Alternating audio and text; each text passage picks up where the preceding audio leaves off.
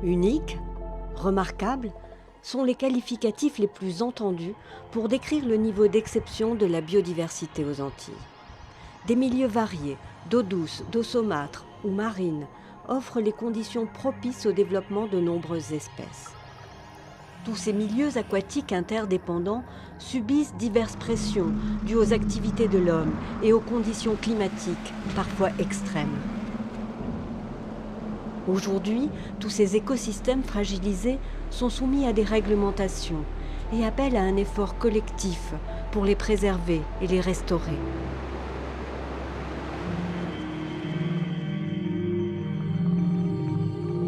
Éléments protecteurs entre la côte et la mer, les mangroves sont des écosystèmes très précieux, un maillon clé de ce large équilibre nécessaire.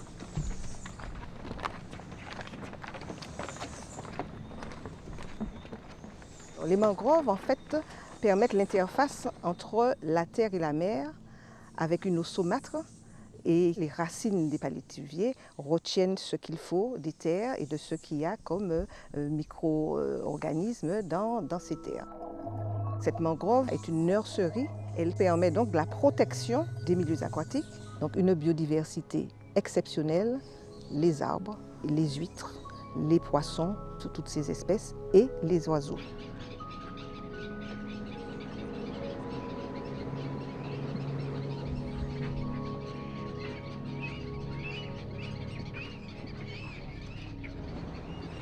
Il y a énormément de visiteurs qui sont curieux de cet écosystème, de ces paysages. Et juste pour la valeur scénique de la mangrove, c'est quelque chose de grandiose, c'est une ambiance qui est vraiment spéciale.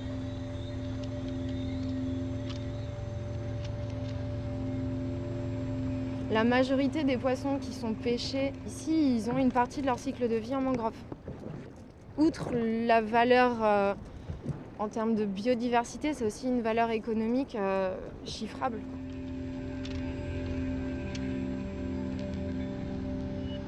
Nous devons aménager tous ces milieux pour faire connaître à la population ce joyau que nous avons, parce qu'on ne peut pas préserver si on ne connaît pas. Donc mieux connaître pour mieux agir, mieux comprendre pour mieux agir également.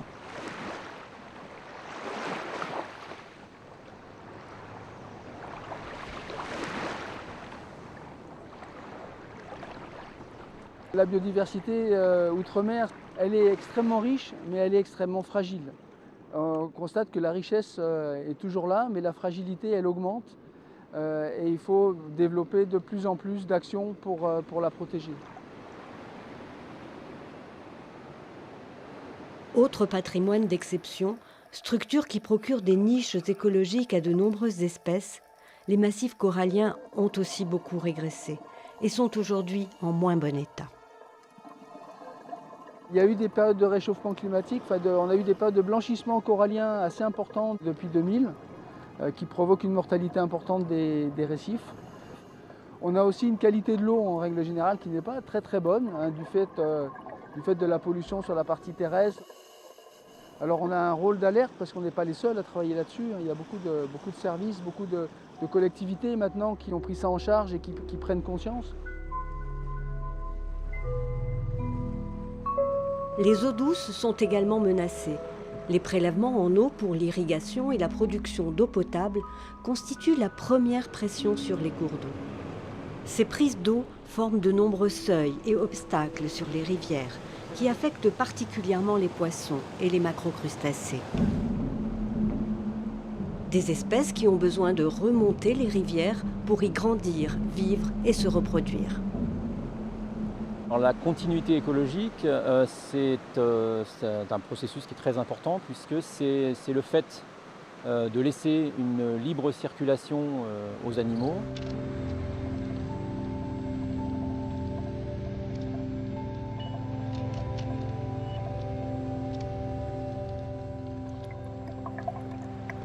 Les espèces chez nous sont toutes migratrices, donc elles vont faire leur cycle de vie en utilisant l'eau douce et l'eau salée.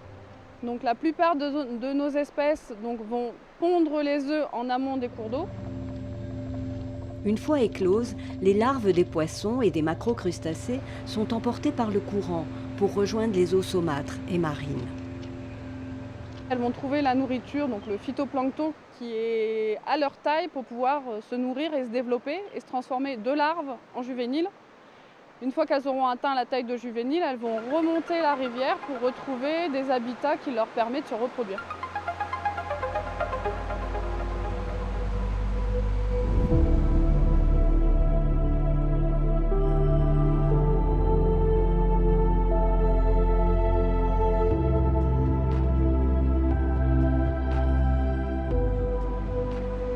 Et les projets sont alors soit d'effacer ces obstacles, qui est la meilleure solution en fait pour établir cette continuité, soit de leur adjoindre des dispositifs de franchissement qui sont étudiés au cas par cas en fonction des espèces et en fonction de leur capacité de franchissement des obstacles. Donc on a des espèces qui sont capables seulement, j'allais dire entre guillemets, de nager, d'autres qui sont capables de sauter, d'autres qui sont capables de grimper. Donc on adapte tous ces dispositifs en fonction de la cible, des espèces auxquelles on s'adresse. Aux obstacles à la migration s'ajoutent les prélèvements d'eau qui, cumulés, peuvent aussi mettre en péril la vie aquatique.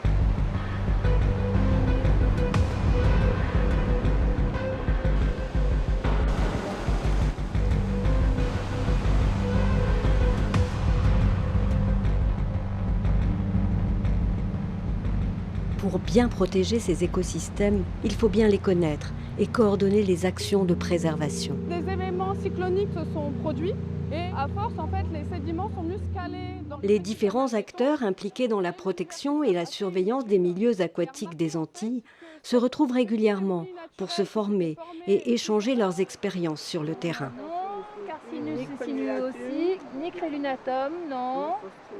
Ah ah, oui, oui, oui. Faustinum, oui. Alors c'est celui-là qui est très très abondant, qui n'a pas beaucoup d'exigences, qui sature les milieux, qui profite du fait que finalement il s'adapte un peu partout. Donc celui-là, pince ou pinceau? Pince.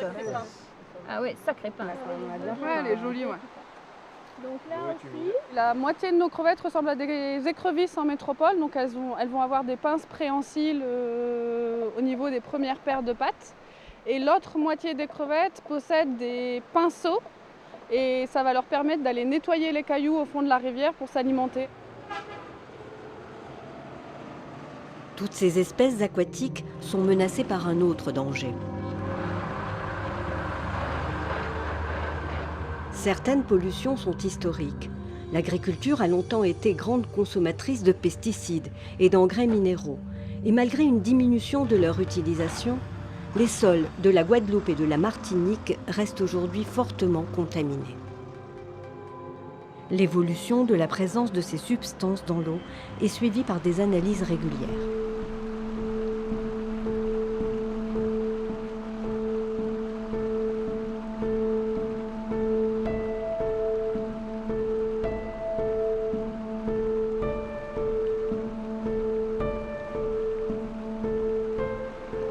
L'état des eaux est le reflet de nos activités. Dans les cours d'eau, on suit les pesticides de l'état chimique et de l'état écologique à raison de au minimum 6 fois par an. Et on a enrichi nos listes aussi avec des substances émergentes comme le bisphénol A, l'ibuprofène, donc toutes ces substances qu'on n'avait pas pour habitude de rechercher. Pour mesurer l'impact de la qualité des eaux sur l'évolution de la vie aquatique, une surveillance des êtres vivants dans les cours d'eau et le littoral est effectuée régulièrement. Les poissons et crustacés sont capturés vivants par le biais d'une pêche électrique qui ne fait que les étourdir légèrement. Et on réalise donc au moins une fois par an des analyses de tous les autres compartiments de l'écosystème, alors notamment les diatomées, les macro-invertébrés et l'ichthyophones ici, donc c'est-à-dire les poissons et les macrocrustacés. 91. Identifier, comptabiliser, mesurer, Ils sont ensuite rapidement rendus à leur milieu naturel. Le suivi sur les cours d'eau en Guadeloupe et sur les eaux plus généralement, les eaux souterraines et les eaux littorales, est réalisé au titre de la directive cadre sur l'eau.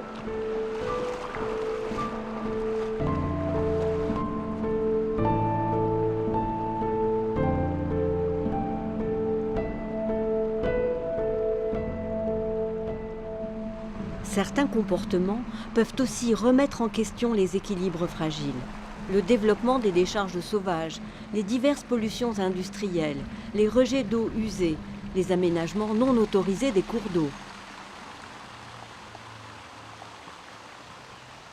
Donc ici, nous sommes en présence d'un cas d'école avec en amont un cours d'eau recalibré et artificialisé avec les berges bétonnées qui provoque une érosion importante en aval du pont avec du coup une chute très importante pour les poissons qui ne peuvent plus franchir l'obstacle. Et donc on se retrouve en présence d'une rupture de continuité écologique. Plus un rejet polluant sur le côté, le système racinaire des arbres qui bloque tous les déchets qui arrivent de l'amont. Donc en fait vraiment un cas caricatural où tout ce qui ne va pas est concentré ici, quoi.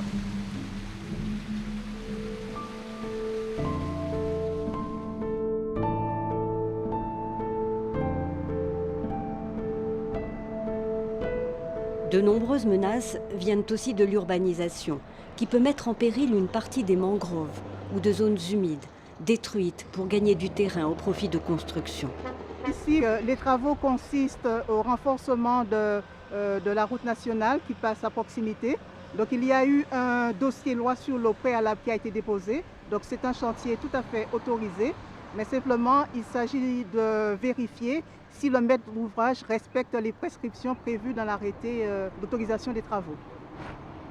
On prend les points GPS ici sur le terrain de la surface qui est remblayée et ensuite on va comparer, voir si les travaux correspondent à ce qui a été autorisé au titre de la loi sur l'eau en remblai de zones humides.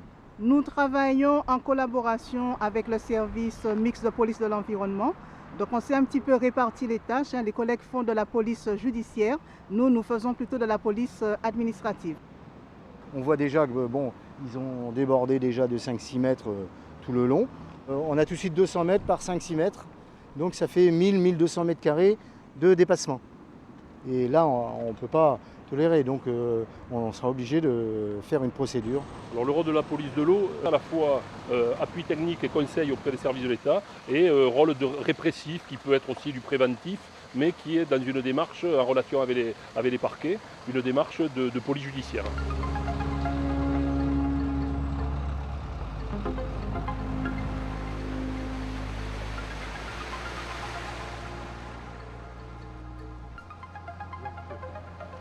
Et puis là, la partie qui draine la zone sud, là, eh bien, regarde, c'est encore des rejets noirs. On va refaire un contrôle plus précisément avec les collègues du service police de l'eau. Enfin, ils ont curé, là, il n'y a pas si longtemps, puisqu'on leur a imposé un curage.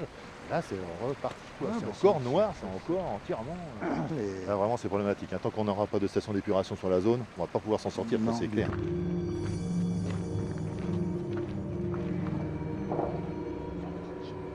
Des choix environnementaux forts qui s'accordent aux directives européennes ont conduit à l'abandon d'installations obsolètes et à la construction de nouvelles stations d'épuration plus puissantes qui répondent mieux aux besoins actuels.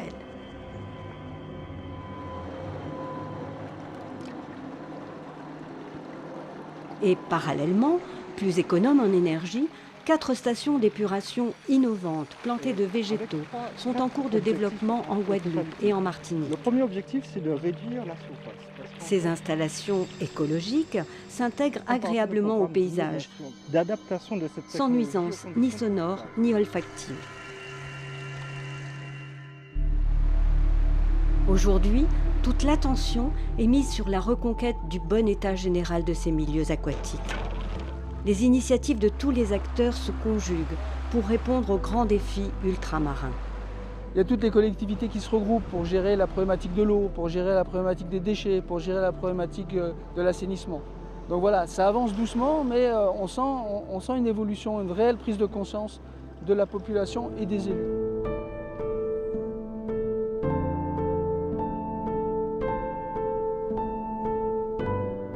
Des projets d'avenir et de recherche soutiendront l'importante action de restauration de ces milieux sensibles pour que l'histoire de la biodiversité dans les Antilles puisse continuer à se raconter.